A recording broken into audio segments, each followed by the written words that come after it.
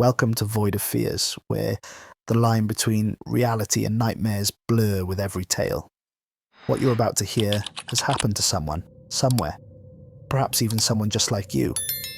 Our community continues to grow, and now we're reaching for 100,000 subscribers. If these glimpses into the unknown call to you, please consider subscribing. Now let's dive into tonight's story. The transmission crackled through Naval Command's speakers, the voice of Captain Pike distorted by static and something else, raw terror. There's something vast moving outside the hull. Oh God, it's opening. The feed exploded into a cacophony of emergency alarms and screams before cutting to absolute silence. The timestamp froze on the monitor, 11:38 p.m, April 24th, 2035. Last known position, directly above the Challenger Deep, the most profound point of the Mariana Trench. The USS Prometheus, the Navy's most advanced deep-sea nuclear submarine, had vanished without a trace. No one would have believed what happened in those final moments. No one except those who were there to witness it. 72 hours earlier, Commander Adam Pike stood in Admiral Wilson's office, his posture rigid as he received his orders. Sunlight streamed through the tall windows of naval headquarters, creating a stark contrast to the darkness they were discussing. "This mission is classified at the highest level," Admiral Wilson said, sliding a digital tablet across his desk. 3 weeks ago, our deep-sea monitoring stations detected an anomalous thermal signature at the bottom of the Challenger Deep. It appeared suddenly and hasn't dissipated. The heat pattern doesn't match any known geological activity.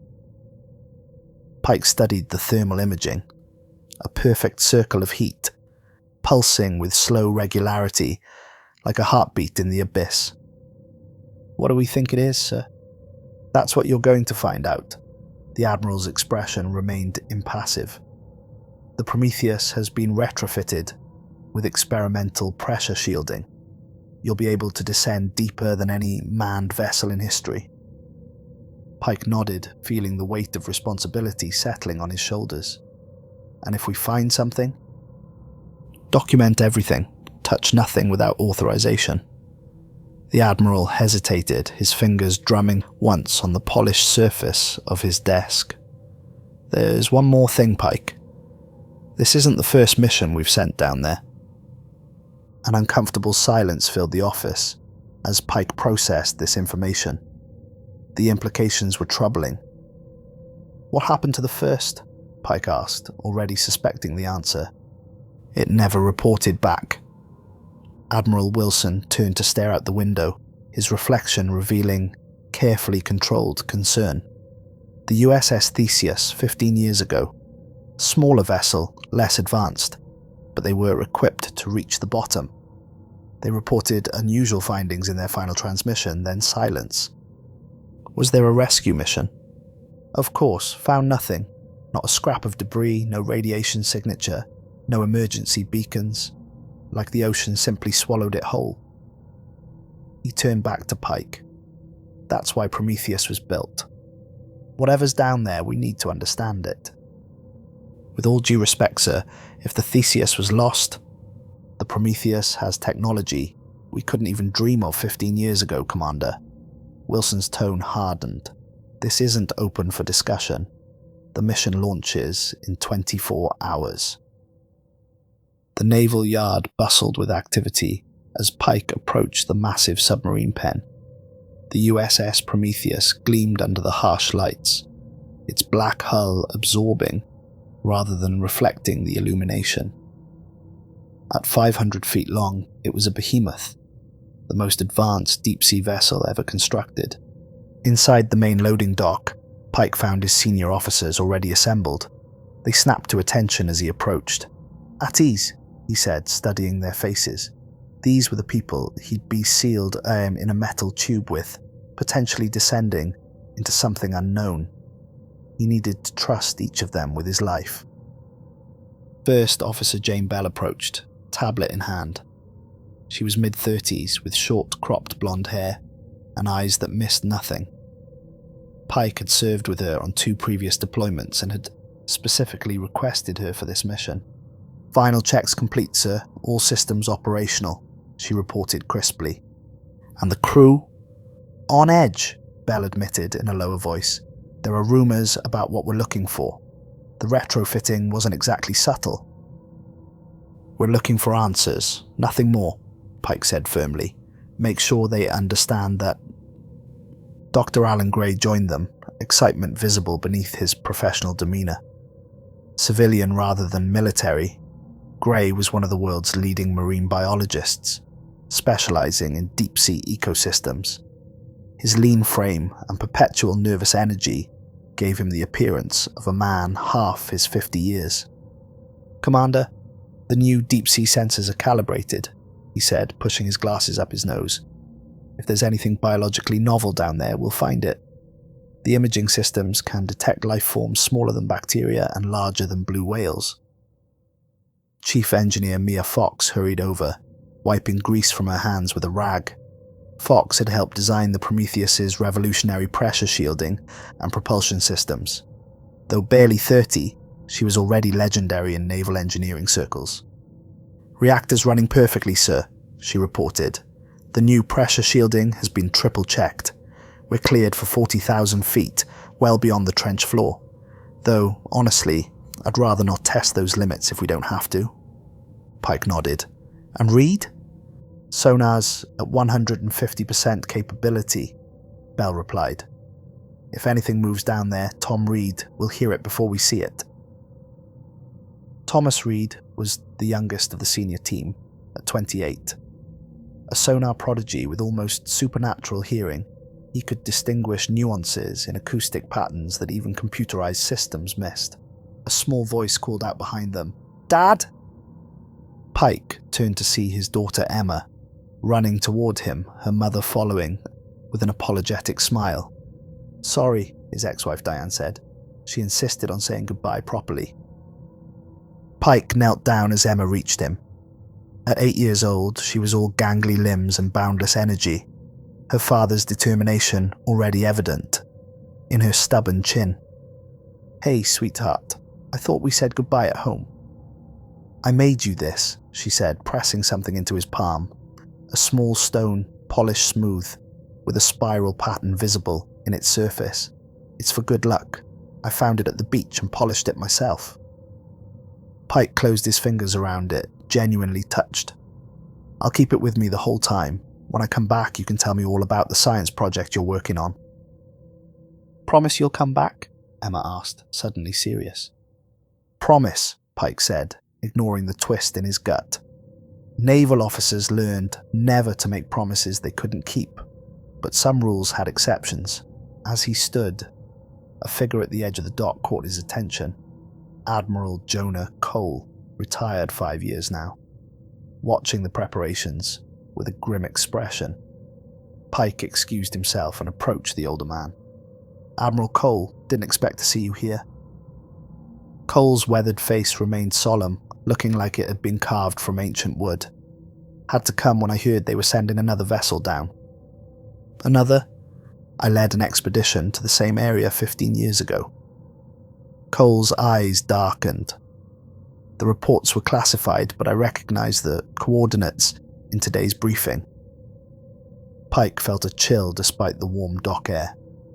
"The Theseus. You commanded the Theseus." Cole nodded once. 7 of my crew went into that trench. Good people, Pike. The best. "What did you find down there?" "Nothing. And everything." Cole gripped Pike's arm with surprising strength. "Some depths weren't meant to be reached, Commander. The pressure down there, it doesn't just crush the body. It finds cracks in the mind." "I don't understand." "You will?" Cole released his arm. "They think that fancy new shielding will protect you. It won't. Not from what's really down there." "And what exactly is down there, Admiral?" Cole's eyes seemed to focus on something far beyond the dock. "We thought we were exploring the deepest part of the ocean. We were wrong. We were standing at a doorway."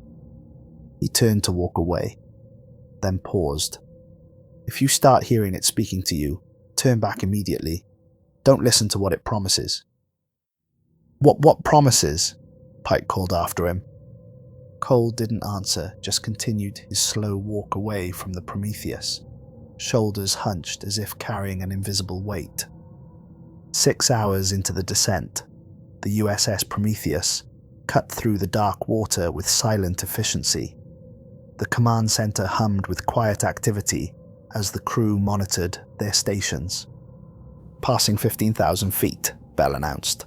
The screen surrounding the bridge displayed various external views, each showing nothing but an endless blue darkness, gradually deepening to black.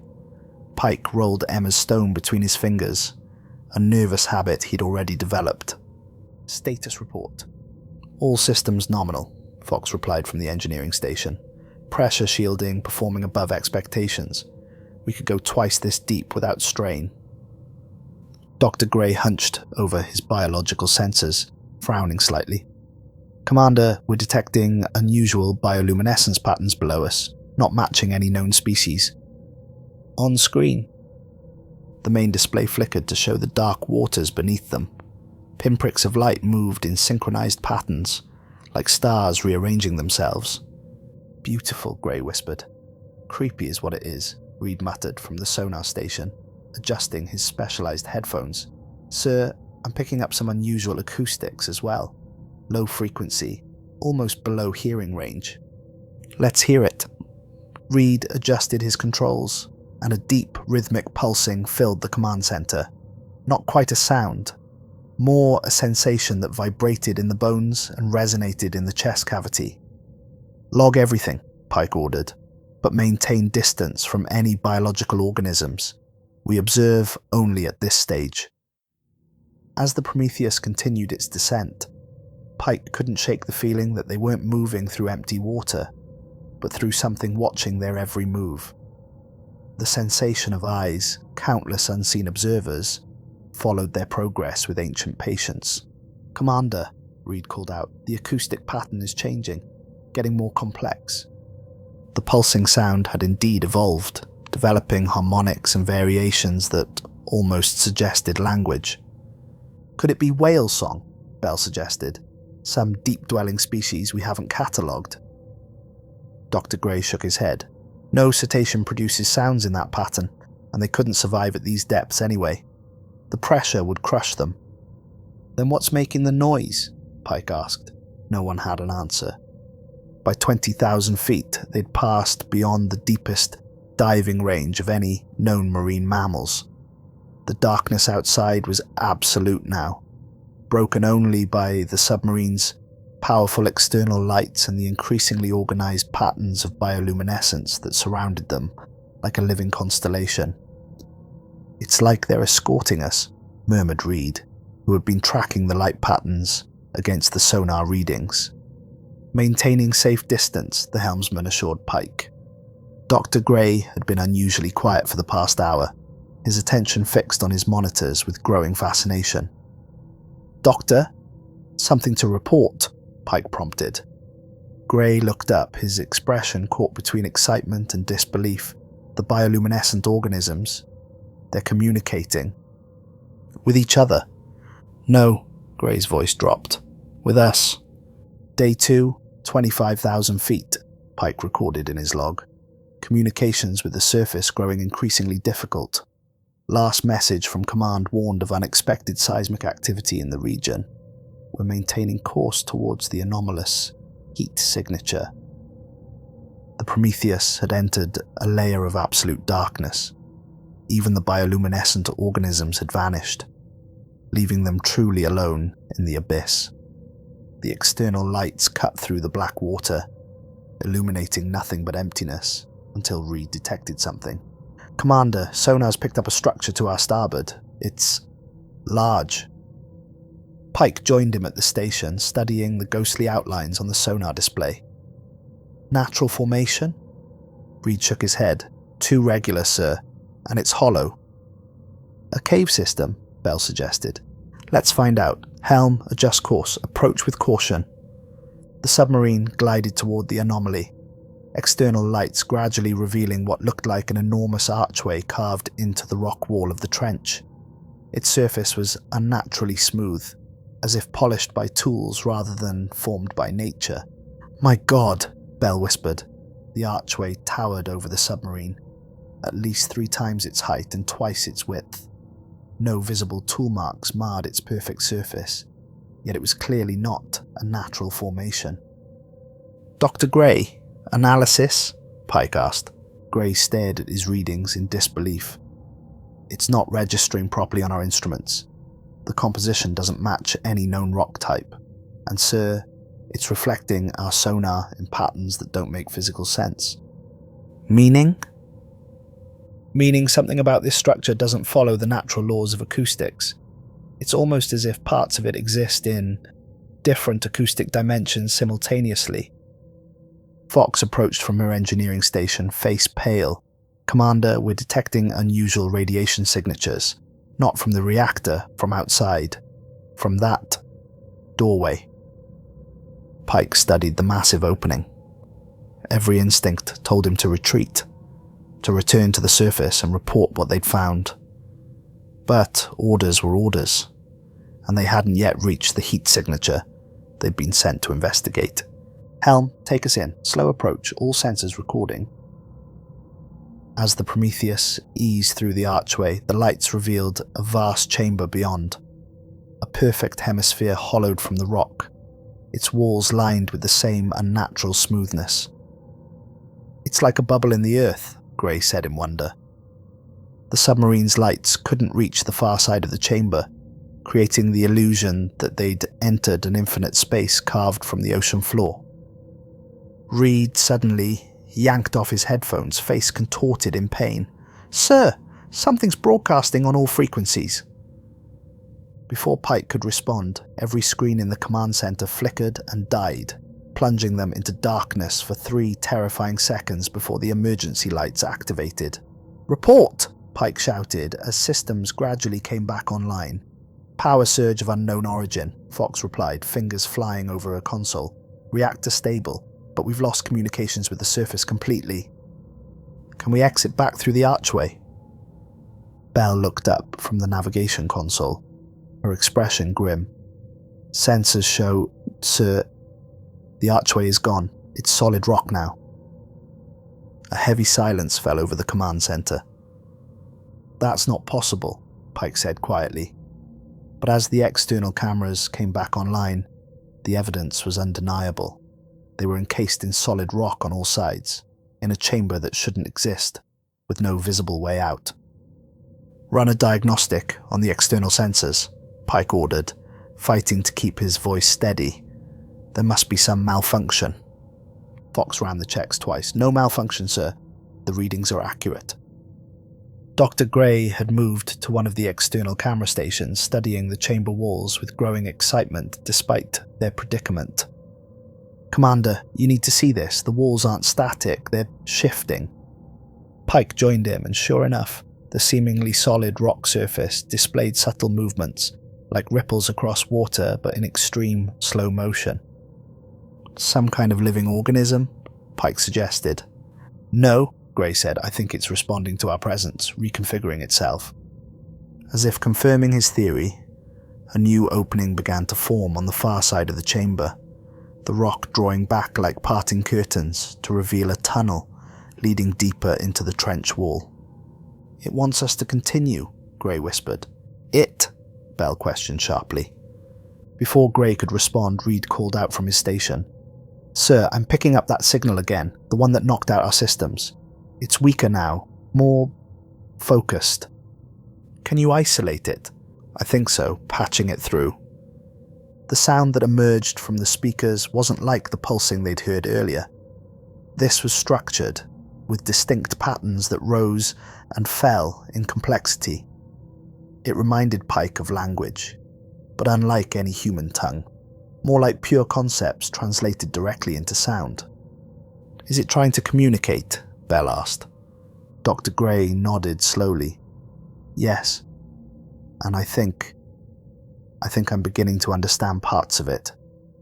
Pike turned to him sharply. "What's it saying?" "It's welcoming us," Gray said, his expression distant. "And it's surprised.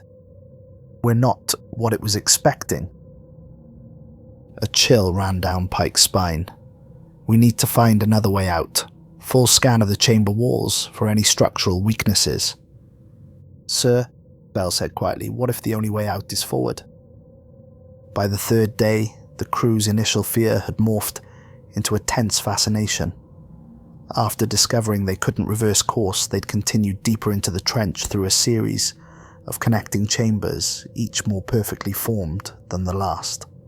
The tunnel system defied all geological understanding, cutting through the ocean floor in ways that shouldn't have been structurally possible. 37,500 feet, Bell announced. We've broken all depth records for manned vessels. Instead of celebration, her words were met with uneasy silence. Something had changed in the crew over the past 24 hours. Dark circles rimmed their eyes, not from lack of sleep, but from the dreams that came when they did sleep. Pike had experienced them too, drowning while being watched by countless presences, neither malevolent nor benign, simply observant. In the dreams, the water felt like consciousness itself, pressing against his mind rather than his body. The Prometheus had continued following the heat signature, which grew stronger with each passing hour. The tunnels had widened considerably, allowing them more maneuverability, but the sense of being guided or herded persisted. Commander, Reed called from his station, voice shaking slightly. I've been tracking movement outside the hull. Marine life? Too large, sir, and too deliberate in its movements. Pike joined him at the sonar display. The screen showed massive shapes circling the submarine, their outlines blurring and reforming as if they weren't fully solid. Dr. Gray, what are we looking at? No response. Dr. Gray? Pike turned to find Gray staring at his monitor, completely motionless. On his screen, external camera footage showed structures emerging from the tunnel floor, angular formations with precise joints throughout, absorbing rather than reflecting the submarine's lights. Their architecture, Gray whispered, not built, grown. Grown by what? Pike demanded. Gray looked up, his eyes slightly unfocused. By them, they've been waiting. Who's been waiting, Doctor? Gray smiled, an expression Pike had never seen on the scientist's face before. Part wonder, part surrender. The ones who were here before us. Before everything. A sudden lurch rocked the submarine, throwing several crew members to the floor. Impact? Pike demanded. Negative, Fox replied. We're being pulled down. The depth gauge spun rapidly. 38,000 feet. 39,000. Beyond the known maximum depth of the trench. That's not possible, Bell said. We're below the ocean floor now. And yet, Gray said with unnatural calm, we're still descending. The external cameras showed they were passing through what appeared to be a tunnel of undulating darkness, punctuated by brief glimpses of enormous shapes. Not animal, not mineral. Something that defied categorization entirely. All stop, Pike ordered. Reverse engines. No effect, sir, the helmsman reported. Whatever has us isn't letting go. For the first time since the mission began, Pike felt genuine fear grip his heart. He reached for Emma's stone in his pocket, only to find it burning hot to the touch. When he pulled it out, the spiral pattern on its surface was glowing with a light that hadn't been there before. The stone levitated from his palm, hovering in the air for a moment before slowly rotating. The spiral pattern began to spin, creating the illusion of infinite depth. What the hell? Bell whispered. It's responding to them, Gray said, approaching the floating stone. With near religious reverence. It's always been theirs. A fragment that found its way to the surface. Pike snatched the stone from the air, ignoring the heat against his palm. This belonged to my daughter. She found it on a beach. Yes, Gray nodded. Their influence extends further than you realize. The patterns, they're everywhere if you know how to see them. In shells, in weather formations, in the structure of our own DNA. Pike stared at the scientist, alarmed by the change in him. "Dr. Gray, I'm ordering you to report to medical for evaluation." Gray's smile didn't falter. "You still don't understand what's happening, do you? We're not the explorers here, Commander. We're the discovered." The next 48 hours aboard the Prometheus became increasingly difficult to document in any logical fashion. Time itself seemed to function differently. Crew members reported duty shifts lasting both minutes and days simultaneously. The ship's multiple clock systems disagreed wildly, some running backward, others freezing completely. Pike had ordered round-the-clock surveillance of Dr. Gray, but the scientist proved elusive, often appearing in parts of the ship where he couldn't possibly have reached, given his last known position. Pike found him in the laboratory, hunched over samples collected from the exterior of the submarine. "Doctor, report," Pike said, hand resting cautiously on his sidearm. Gray turned slowly, and Pike barely suppressed a gasp. The scientist's skin had developed a faint luminescence, pulsing in rhythm with his heartbeat. The whites of his eyes had darkened to a deep indigo. "They're not hostile," Gray said, his voice carrying strange harmonics that echoed in the small laboratory. "They're curious. We're the first contact they've had in millions of years." "Contact with what exactly?" "The architects," Gray replied simply. "This trench isn't a natural formation, Commander. It's their doorway, their threshold between spaces." Pike stepped closer, noticing that Gray's eyes reflected light differently now, splitting it into colours he couldn't name. "You feeling all right, Doctor?" "Better than all right, I understand now." Gray smiled. "The samples I've been studying, they change you, open your perception. We evolved with 3 dimensions plus time, but they exist in more. So many more." "You've been contaminated," Pike realized. "We need to get you to medical." "No!" Gray grabbed Pike's arm with unexpected strength. "You need to see. We all need to see before it's too late. Before we reach the center." "What center?" Gray's eyes widened. "The heat signature. It's their heart, their nucleus. The place where dimensions overlap most densely."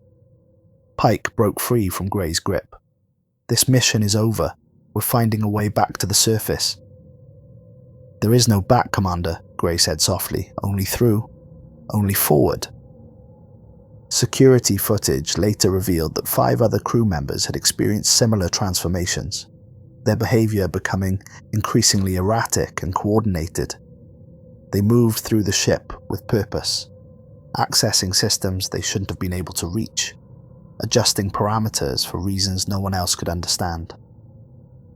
By the 6th day, Pike had ordered all transformed crew members confined to quarters, but the changes continued to spread. The ship itself began to feel wrong. Corridors seemed longer than before, rooms connected in ways that violated the submarine's schematics.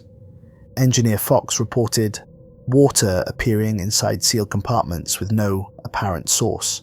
"It's not leaking in," she explained, demonstrating for Pike in the engine room. "It's manifesting, and it doesn't behave like water should." Pike observed a sample in the lab.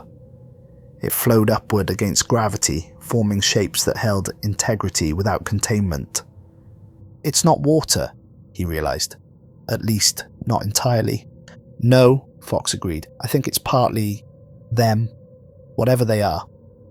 "We're being remade," First Officer Bell said quietly. "The ship, the crew, everything." She'd remained one of the few seemingly unaffected by the changes, though Pike had noticed her becoming increasingly withdrawn, spending hours staring at the external camera feeds. "Jane, level with me," Pike said when they were alone in his ready room. "Do you think there's any way to reverse course? To get back to the surface?" Bell was silent for a long moment. "I think we stopped being on Earth 3 days ago, Adam. I think we crossed some kind of threshold, and the rules we understood don't apply anymore." "Then what do we do?" "Complete the mission," she said simply. "Reach the heat signature. Document what we find. That's all we can do now. That night, Pike's dreams were more vivid than ever. He saw the trench from outside, recognizing it not as a natural feature but as an enormous mouth, slowly closing, and beyond it, vastness. A presence so ancient and enormous that his mind could only process fragments. It communicated not in words or even concepts, but in pure experience, showing him civilizations rising and falling across countless worlds, species evolving and dying across billions of years, all while it watched and waited. He awoke to alarms blaring throughout the ship. "Status report," he shouted into the comm. "Hull breach in multiple compartments," Bell's voice replied. "But Commander, the water isn't coming in. We're changing to match outside conditions." Pike rushed to the command center to find chaos. Screens displayed impossible readings, depth measurements that exceeded the total depth of Earth's oceans, position coordinates that placed them simultaneously in multiple locations. Most of the crew had undergone subtle transformations, their skin developing translucent qualities, eyes enlarged and darkened, movements fluid in ways human physiology shouldn't allow. "What's happening to us?" Pike demanded. Reed looked up from his station, eyes now entirely black. "We're being adapted, sir, for the crossing." "Crossing to where?" "Where they came from. We're not going down anymore, Commander." Reed smiled, revealing slightly altered teeth. "We're going through." "Through what?" "The boundary, the membrane between spaces." Reed gestured to the main screen, which showed they were approaching what appeared to be a vast, pulsating wall of energy. The heat signature they'd been sent to investigate. They've existed in the space between dimensions for eons, watching, learning. Now they want to share. Pike stared at the hypnotic patterns on the screen, feeling something tug at his consciousness. The spiral pattern from Emma's stone was repeated there, but vastly more complex, unfolding into dimensions his mind couldn't fully comprehend. "We need to turn back," he said, though even to his own ears, the words sounded hollow. "It's too late for that," Dr. Gray's voice came from behind him. The scientist had somehow escaped confinement. His transformation had progressed dramatically, his skin now translucent enough to see the altered circulatory system beneath, pulsing with luminescent fluid. "We're already part of them, and they're part of us." "I never gave the order to proceed to the heat signature," Pike said, turning to Bell. His first officer's expression was serene. "You did, sir, yesterday. Don't you remember?" Pike didn't remember. The past 24 hours were a blur of fragmented images and sensations. None of us are thinking clearly. We're being influenced by whatever this is. Pike pointed to the pulsating energy wall that now filled their view screens. "Full reverse. Now." No one moved to comply. They all watched him with expressions ranging from pity to excitement. "It won't hurt," Gray said gently. "The transformation. It's like waking up from a limited dream into infinite reality." Pike drew his sidearm. "As commander of this vessel, I'm ordering emergency protocols. We are aborting this mission." The crew exchanged glances, then Reed spoke. "Put down the gun, Commander. Look at your hand." Pike glanced down and froze in shock. His hand had begun to change, becoming slightly translucent, with faint luminescence visible beneath the skin. The transformation had reached him too. "No," he whispered. "It's beautiful," Fox said, her own transformation now advanced, enough that her hair moved like seaweed underwater, despite the normal atmospheric conditions. "We're becoming more than we were." Pike backed away from them, his mind racing. The Prometheus was less than 100 yards from the pulsating energy barrier now, close enough that tendrils of light reached out towards the submarine, caressing the hull with curious energy. "Emergency protocols," Pike repeated, moving toward the control console.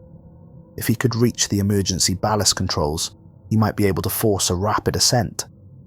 Gray stepped into his path. I can't let you do that, Commander. Not when we're so close. Get out of my way, Doctor. Listen, Gray urged. Really listen. Can't you hear them calling? They've been waiting so long to show us what we could become. And Pike could hear it, a chorus of voices that weren't voices, communicating directly into his consciousness, promising understanding beyond human limits, knowledge that spanned universes, existence freed from the constraints of single-dimensional time. For a moment, he wavered. The promise was seductive. To know, to understand, to transcend. Then, Emma's face flashed through his mind. Her smile when he promised to return. The trust in her eyes. No, Pike said more firmly. I have promises to keep. He raised his gun again, not pointing it at Gray, but at the main control console. Last chance, reverse course, or I'll trigger an emergency shutdown. You don't understand what you'd be giving up, Gray pleaded. I understand exactly what I'd be giving up, Pike replied. My humanity. And I'm not ready for that. He fired 3 shots into the main console, triggering a cascade of alarms and emergency protocols. The submarine lurched violently as emergency systems activated. What have you done? Bell cried. Giving us a chance, Pike said, though he knew it was likely futile. The transformation had progressed too far in most of the crew, and the barrier was too close. The emergency lighting bathed the command center in pulsing red as Pike made his final log entry at 11:37 p.m. on April 24th. His voice remained steady, despite everything he'd witnessed. This will likely be the final communication from USS Prometheus. We've encountered something at the bottom of the Mariana Trench. Not life as we understand it, not technology as we conceive it. Something that exists in the boundary space between dimensions. I'm initiating emergency ascent protocols, though I doubt they'll work. Whatever has us isn't going to let go. Most of the crew has been changed already. I can feel it happening to me too, but I'm fighting it long enough to complete this log. If anyone finds this transmission, the trench isn't what we thought. It's not a natural formation. It's a door. And we've opened it from both sides. The recording ended with Pike's final words, spoken as something huge moved outside the hull. We haven't descended into a trench. We've entered a threshold. Then came the screams, the alarms, and finally silence. The next 72 hours were experienced differently by each crew member. For some, it felt like mere seconds. For others, subjective centuries passed as their consciousness expanded to accommodate new dimensions of perception. Pike fought the transformation longer than most, clinging to memories of his life on the surface. Emma's smile, the smell of salt air on the beach where they'd walk on his leave days, the simple pleasure of watching the sunset with a cold beer in hand. But the changes were relentless, rewriting his physiology cell by cell. The more he changed, the more he understood. And the more he understood, the harder it became to remember why he had resisted.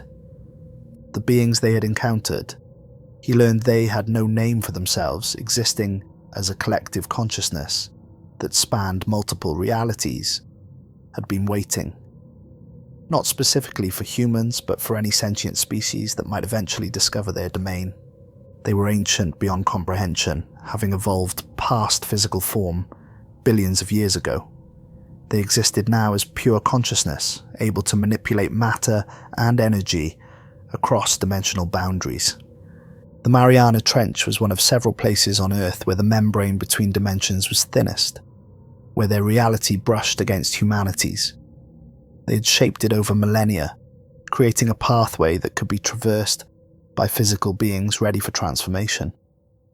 The USS Theseus hadn't been the first human contact. Throughout history, ships and submersibles had vanished in these threshold zones. Each time, the beings had learned more about human consciousness, refining their ability to communicate and transform.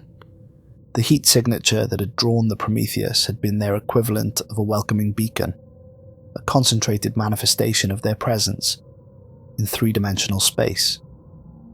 As Pike's transformation progressed, his perception expanded exponentially. He could see the intricate web of consciousness that connected not just the beings, but all matter and energy across multiple realities. Time appeared not as a linear progression, but as a complex, multi-dimensional lattice that could be traversed in any direction. And yet, through it all, one thread of purely human consciousness remained: his promise to Emma. It became his anchor, the one thing that maintained his sense of identity as everything else dissolved and reformed. When the Prometheus finally made contact with the pulsating barrier, the submarine didn't so much pass through it as become incorporated into it. Metal, flesh, electronics, all were reconfigured at the molecular level, transformed into something that could exist in the spaces between conventional dimensions. For most of the crew, the transition was ecstatic, a release from the limitations they'd never known were constraints. They surrendered willingly to the collective consciousness, their individual identities becoming notes in a vast, eternal symphony. Pike, however, maintained his sense of self even as his physical form and perception transformed. The beings recognized this resistance, not with anger but with curiosity. In their collective existence, individuality was a novel concept. They communicated directly with him, not in words but in pure thought. "Why do you resist?" Pike projected the image of Emma, of his promise to return. Attachment, commitment, love. The concepts were familiar to them, but experienced differently, as universal forces rather than personal bonds. "We can return you." The thought carried implications beyond physical transportation. They could send back a version of him, reconstituted from his pattern, but fundamentally changed by what he now knew and had become. Not the same, nothing remains the same. All transforms. This is the nature of existence across all dimensions. Pike couldn't argue with this fundamental truth, but still, he held onto his promise, onto the unique bond between father and daughter that transcended physical form. Compromise. What followed was a negotiation unlike any in human history, a dialogue between an individual human consciousness and a multidimensional collective being, concerning the nature of identity, promise, and return. The result was unprecedented. The beings, intrigued by Pike's devotion to his promise, agreed to help him fulfill it, in a way. 3 months later, a recovery mission found no trace of the USS Prometheus. A fleet of specialized deep-sea drones scanned the Challenger deep, detecting faint nuclear signatures but no wreckage.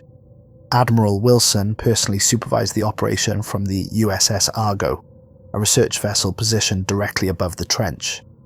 The mission had been classified at the highest level, with only a handful of individuals aware of what the Prometheus had been sent to investigate. "Anything?" Wilson asked his chief scientist, Dr. Mercer. "Nothing substantial," Mercer replied, studying the live feeds from the drones. "Trace radiation consistent with the Prometheus's reactor, but dispersed in a pattern that doesn't make sense. It's as if the submarine somehow dissolved." Wilson's expression remained carefully neutral, though internally he wrestled with guilt. He had sent Pike and his crew into something unknown, something the Theseus incident should have warned him about. "Sir," a young technician called from her station, "we're picking up an anomaly on the surface, directly above the deepest point." Wilson joined her at the monitoring station. "What kind of anomaly?" "Something just appeared on the surface, small object, floating." "A piece of debris?" "I don't think so, sir. It's too perfectly positioned, directly above the point where we lost contact with Prometheus." Wilson ordered a retrieval team to investigate. When they returned 20 minutes later, they carried a small, sealed specimen container. "What did you find?" Wilson demanded. The team leader looked shaken. "This, sir, just floating there, nothing else." Wilson opened the container. Inside was a small, smooth stone, with a spiral pattern carved into its surface. He recognized it from Emma Pike's description when they'd interviewed her after her father's disappearance, the good luck charm she'd given him. "Has it been examined?" Wilson asked, fighting to keep his voice steady. "Yes, sir. It's just a stone. Except..." "Except what?" "The spiral pattern. Under certain light conditions, it moves, and there are microscopic engravings covering its entire surface. Dr. Mercer said they're unlike any known language or symbolic system." Wilson carefully replaced the stone in its container. "I want this taken to the secure lab. Full containment protocols." "Sir," another officer called urgently, "we're picking up acoustic signals from the trench. Very unusual patterns." "Let's hear it." The officer routed the audio to the main speakers. A series of sounds filled the bridge, not random noise, but not recognizable as language either. It had structure, rhythm, repetition, like code or music composed with unfamiliar rules. Dr. Mercer's eyes widened as he listened. "Sir, there's something familiar about this pattern." "Familiar how?" I've heard something similar before. In music theory, there's a concept called the golden ratio, a mathematical relationship that appears throughout nature. This sound pattern seems to be built on variations of that principle." Wilson listened more closely. There was something almost hypnotic about the sounds.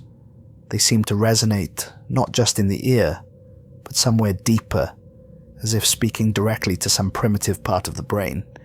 "Can we analyze it further? Maybe it's some kind of message." "We'll try, sir." Over the next week, the acoustic signals continued, varying in complexity but maintaining the same fundamental structure. The analysis team made little progress deciphering it, if it was indeed a message at all. The stone remained equally mysterious. Under microscopic examination, the engravings proved to be impossibly complex, with patterns that seemed to shift when viewed from different angles. Most disturbing of all, the stone appeared to be slowly changing, the spiral pattern gradually expanding in ways that defied explanation. On the 8th day of the recovery operation, something unprecedented occurred. The acoustic signals from the trench suddenly aligned into a pattern that every analysis computer recognized simultaneously: Morse code. 3 words repeated over and over: "She keeps me." Wilson ordered the message isolated and verified, then listened to it himself. A chill running down his spine as the meaning became clear. "Sir," Mercer asked, "what do you think it means?" Wilson didn't answer immediately. He was thinking of Emma Pike's good luck charm, of Commander Pike's promise to return, and of Admiral Cole's warning about what lived in the deep places of the ocean. "I think," Wilson finally said, "it means Commander Pike found a way to keep his promise." New depth measurements revealed something else. The Mariana Trench had changed configuration.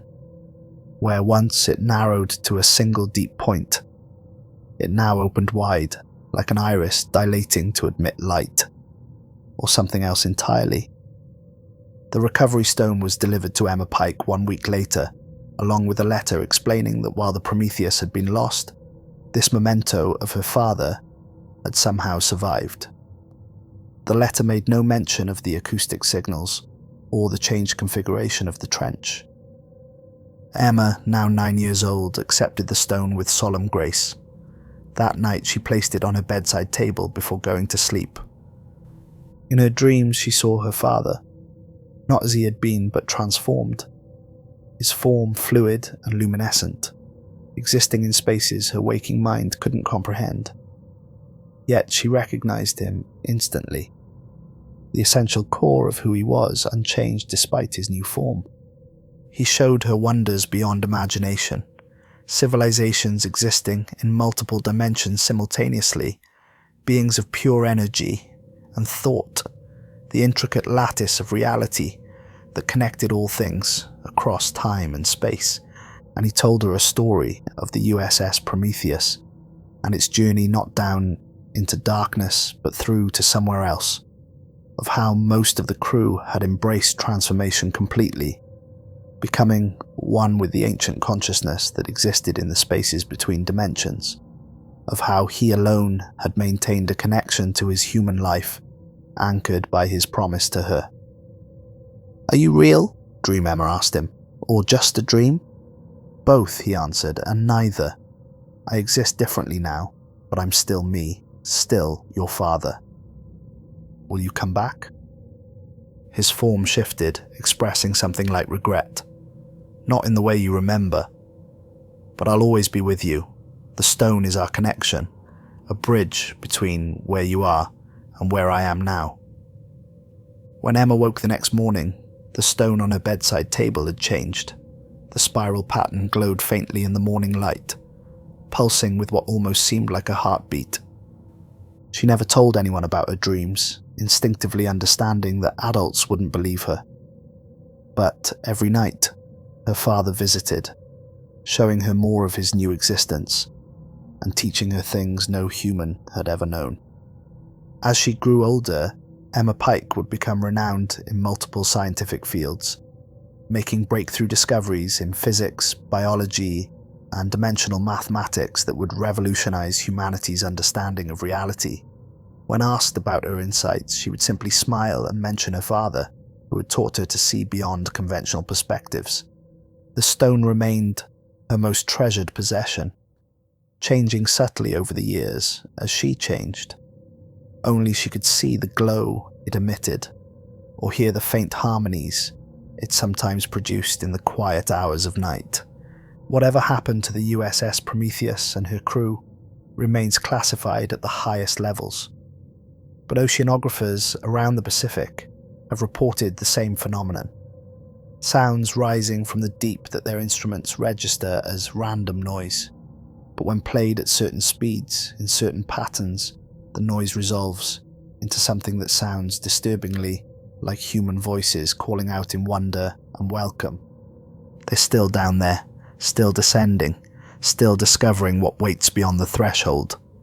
The Mariana Trench has become a subject of intense scientific interest, though few know the real reason why. New research vessels equipped with advanced sensors have mapped changes in its configuration that defy geological understanding, as if the trench itself is evolving, reshaping itself according to some unknown design. Remote probes sent to investigate have returned with anomalous data, footage showing spaces that appear larger inside than physically possible, acoustic recordings containing patterns that produce strong emotional and neurological responses in test subjects, water samples with molecular structures that temporarily reorganize themselves into complex patterns before dissolving back into ordinary seawater.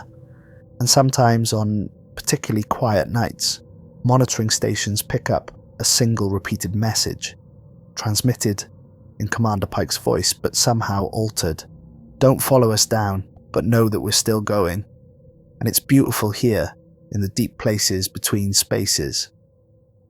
Admiral Cole, now in the final stages of terminal cancer, received an unexpected visitor in his hospice room. Admiral Wilson, whom he hadn't spoken to since before the Prometheus mission. "They found it, didn't they?" Cole asked, without preamble, his voice weak but his eyes still sharp. "The threshold." Wilson nodded grimly. "You tried to warn us." "Would have done the same thing in your position." Cole's laugh dissolved into a coughing fit. "Some mysteries you have to chase, even knowing the price." "What really happened to the Theseus, Jonah?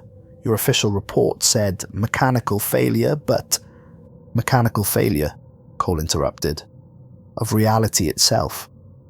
We found the doorway, just like they did, but we weren't ready, weren't prepared for what waited on the other side. And you were the only survivor."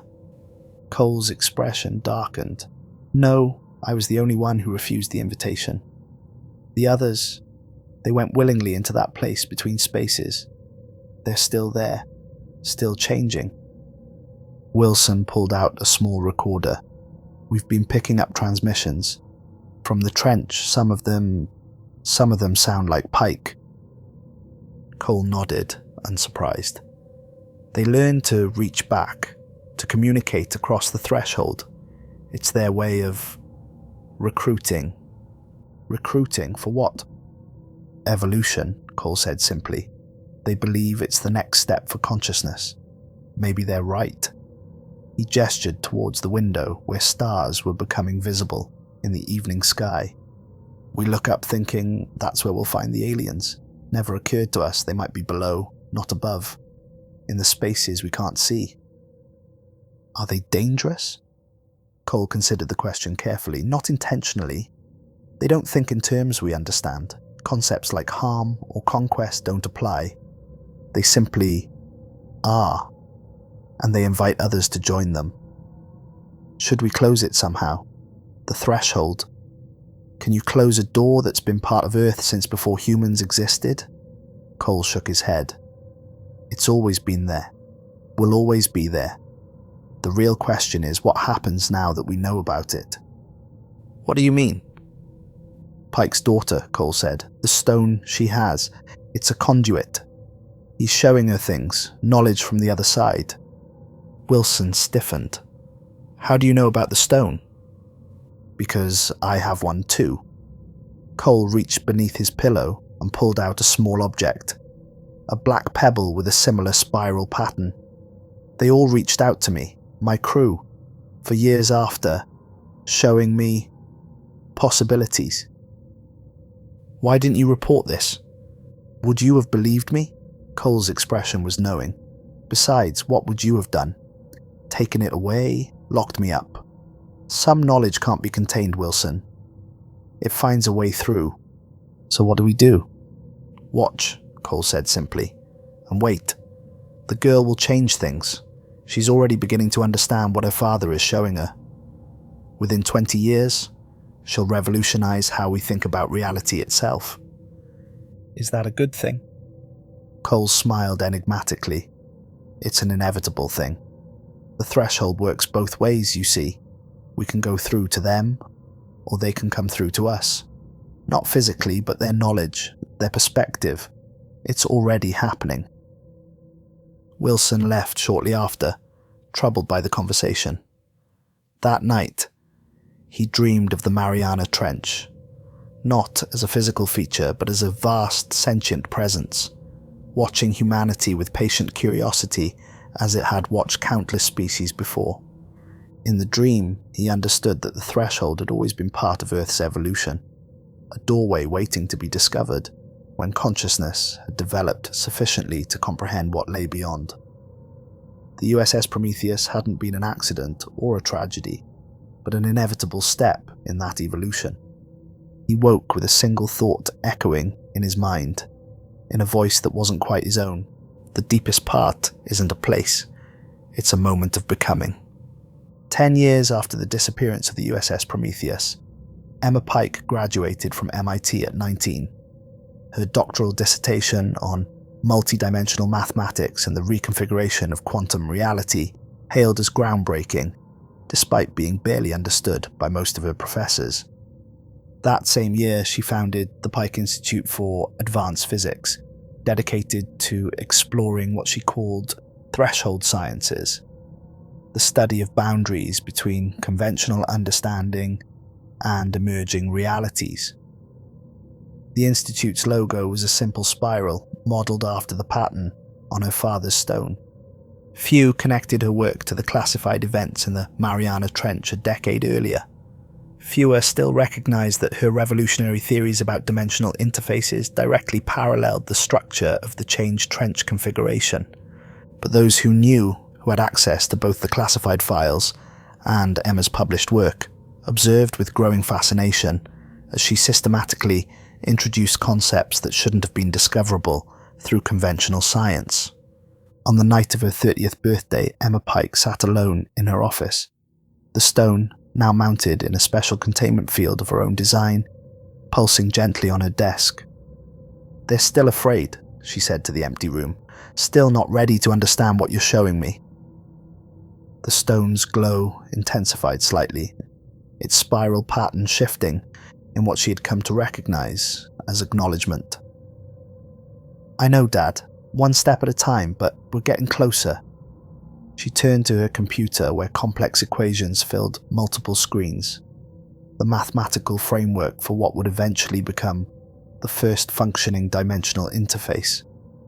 A doorway not unlike the one at the bottom of the Mariana Trench, but one humanity would create, rather than merely discover. A bridge between spaces, between realities, between forms of consciousness that had evolved separately, but were now ready to converge.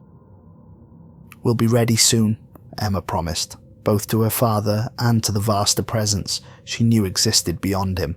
"And when we are, we'll open the door from this side." The stone pulsed once more, its glow briefly illuminating the office with light that existed in more dimensions than the human eye could perceive. And deep in the Mariana Trench, the changed configuration shifted again, widening further in anticipation of what was to come.